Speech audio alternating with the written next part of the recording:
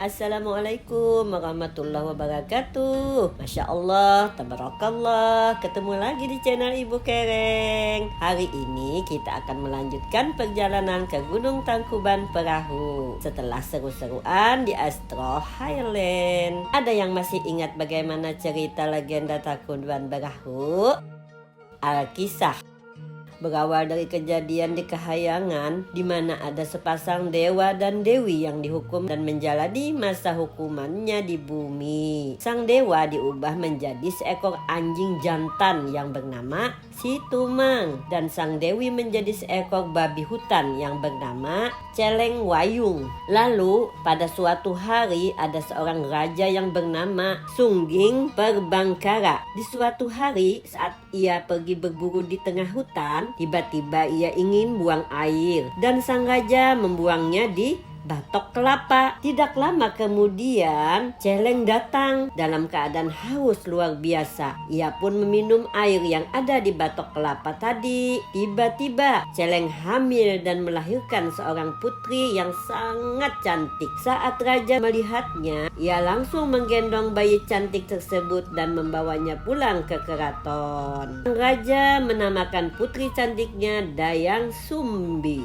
Dayang Sumbi tumbuh menjadi gadis yang sangat cantik sehingga banyak raja-raja yang ingin mengantri untuk menjadi suaminya. Namun Dayang Sumbi menolak semua lamaran pernikahan. Karena merasa penat dengan segala lamaran yang menghampirinya, Dayang Sumbi memutuskan untuk mengasingkan dirinya ke hutan. Pada suatu hari saat Dayang Sumbi sedang menenun kainnya, terjatuh dan ia merasa malas untuk mengambilnya. Ia pun membuat janji pada dirinya sendiri bahwa laki-laki manapun yang mengambilkan kainnya akan ia nikahi. Namun jika perempuan yang menolongnya akan ia jadikan saudara. Ternyata yang mengambil kain Dayang Sumbi adalah Si Tumang. Dayang Sumbi pun tidak mengingkari janjinya. Ia menjadikan Si Tumang suaminya.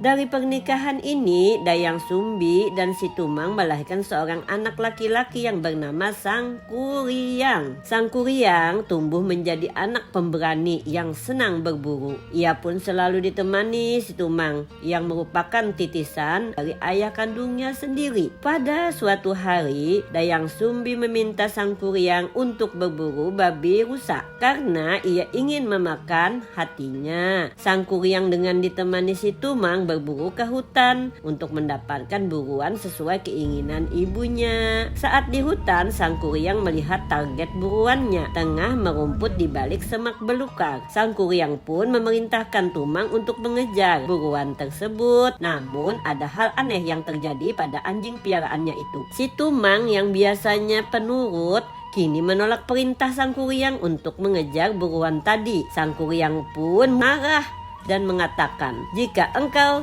tetap tidak menuruti perintahku, niscaya aku akan membunuhmu." Ancaman tersebut tidak diperdulikan Si Tumang yang membuat si Sang Kuryang semakin kesal dan marah. Sang Kuryang pun akhirnya membunuh Tumang dan mengambil hati anjing itu untuk diberikan kepada Dayang Sumbi sebagai pengganti buruan yang tak berhasil ia dapatkan. Tanpa disadari, ternyata hati yang diberikan anaknya adalah hati suaminya yang telah dibunuh oleh anak mereka sendiri. Dayang Sumbi baru mengetahui setelah memasak dan memakan hati itu. Betapa murkanya Dayang Sumbi ketika mengetahui bahwa hati Si Tumanglah yang diberikan Sang Kuryang padanya. Dayang Sumbi kemudian meraih sendok nasi yang terbuat dari tempurung kelapa dan memukul kepala Sang Kuryang sambil mengatakan yang sesungguhnya, "Tumang itu ayahmu." Sang Kuryang mendapat perlakuan dari Dayang Sumbi seperti itu, Sang Kuryang pun marah dan sakit hati.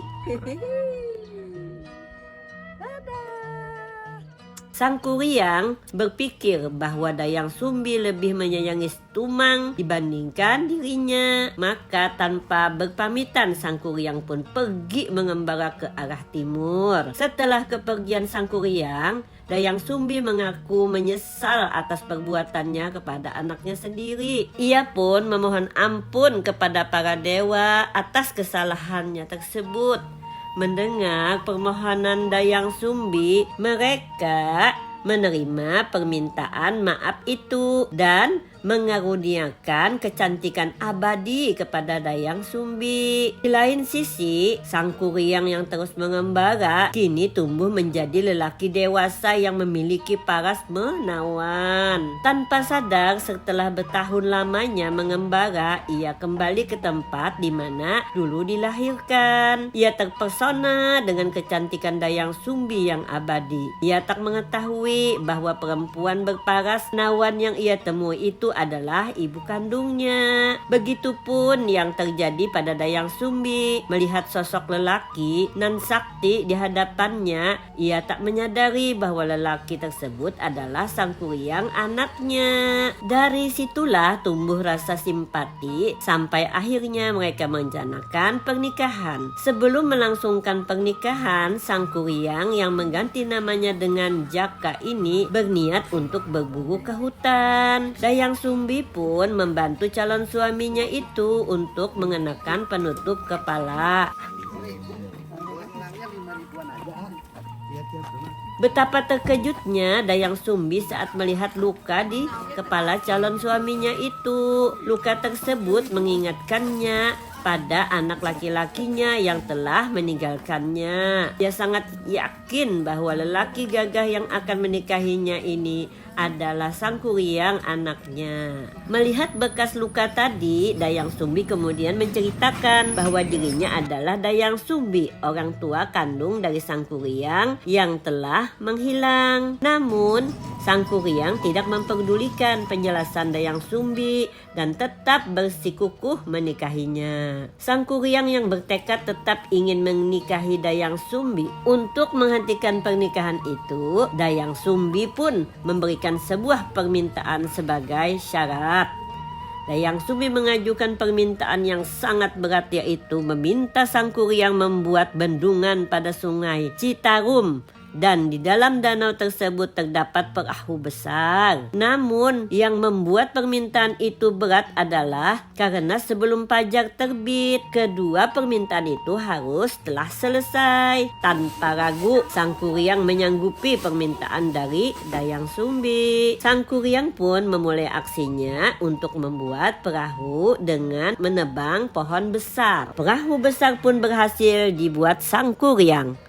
Setelahnya, lelaki nan sakti itu memanggil para makhluk halus untuk membantunya membendung aliran sungai Citarum yang deras untuk dibuat sebuah danau sesuai permintaan Dayang Sumbi. Semua yang dilakukan Sang Kuryang kemudian membuat Dayang Sumbi merasa cemas karena pekerjaannya sebentar lagi selesai. Sebelum berganti hari, Dayang Sumbi pun mencari cara untuk menggagalkan rencana pernikahan dengan memohon pertolongan para dewa. Setelah berdoa, Dayang Sumbi mendapat petunjuk untuk menebar kain putih hasil tenunan. Setelah itu, Dayang Sumbi berkeliling dan memaksa ayam jantan berkokok di saat waktu masih malam. Mendengar suara ayam sudah bersuara, para jin yang membantu pekerjaan Sang Kuryang pun sangat ketakutan ketika mengetahui bahwa fajar telah tiba. Kemudian menghilang ke segala penjuru dan meninggalkan Sang Kuryang dengan pekerjaan yang belum selesai. Tentu saja hal ini membuat Sang Kuryang marah besar karena merasa dicurangi oleh calon istrinya sendiri. Sang Kuryang lantas murka dengan menjebol bendungan. Kemudian aliran sungai Citarum dilemparkan. Air yang semula memenuhi danau tersebut pun surut. Sang Kuryang kemudian dengan kekuatan saktinya menendang perahu yang tadi ia buat hingga jauh dan jatuh tertelungkup sampai menjelma menjadi sebuah gunung yang kemudian disebut Gunung Tangkuban Perahu.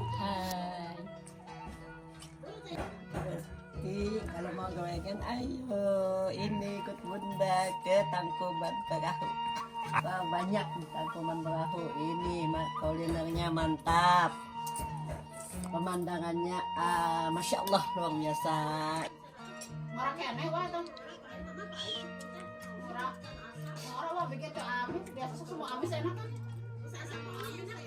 Kalau mama amis dasak.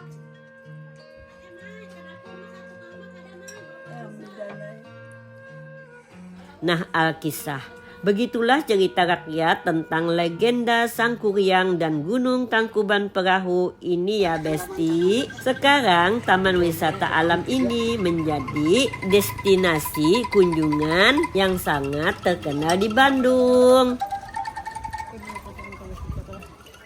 Foto aja. Ibu, strawberry-nya ada, Bu? Bang, enggak sih, Pak. Rasanya belum ke Bandung gitu ya kalau belum main ke Tangkuban Perahu. Biaya masuk ke sini kalau nggak salah 30.000 aja. Udaranya sejuk dan berkabut. Ada banyak pedagang cenderamata, souvenir dan makanan. Sebenarnya ada sewa kuda juga. Tapi Bun Bun nggak sempat waktunya buat naik. Hehehehe. Oke deh, sampai segini dulu jalan-jalan ibu di Taman Wisata Alam Gunung Tangkuban Perahu. Sampai jumpa di petualangan ibu selanjutnya. Jangan lupa like, komen, dan share video ini kalau kamu suka. Barakallahu fikum. Assalamualaikum warahmatullahi wabarakatuh. Dadah.